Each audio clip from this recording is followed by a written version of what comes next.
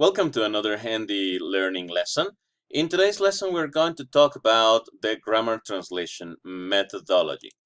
We're starting checking the different language teaching methodologies that we use today. And the first one is this grammar translation. We're going to go through the concept of methodology, its historical background, its key features, techniques, and finally, advantages and disadvantages. So let us start talking about the concept of of the grammar translation method. The grammar translation method, it's a methodology which is meant to teach only the passive skills, specifically the reading comprehension method, as it is a methodology in which students are only going to translate from the target language to their native language. So, this methodology is meant totally for understanding grammar, vocabulary, and for students who do not require to speak the target language. Okay, so this is grammar translation. The methodology comes from the classic method back from the 15th century, in which some people from the royalty or from high society will understand or will learn other languages just with the purpose of learning it for cultural purpose, specifically Greek and Latin.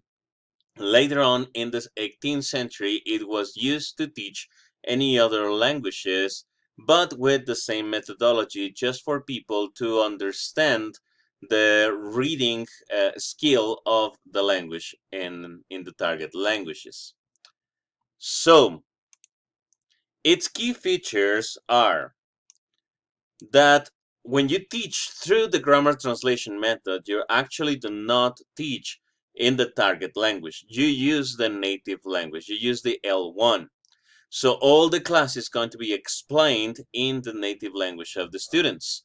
The grammar is explained extensively in their rules and basic explanations about all the rules and exceptions of the rules for the grammar topics.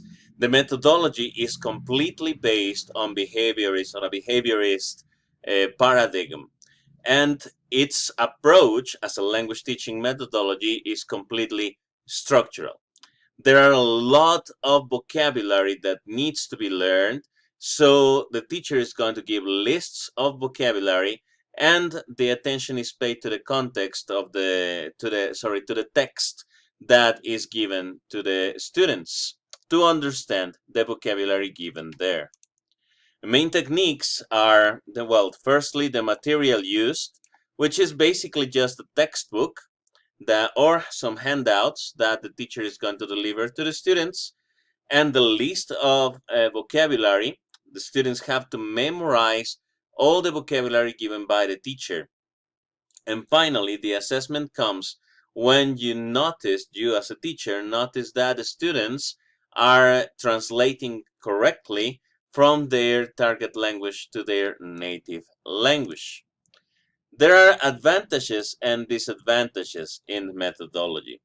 The advantages is that this methodology does not require teachers to create elaborated lesson plans. It actually doesn't require teachers to speak the target language, just to understand the grammar and the rules and the reading comprehension part of the language.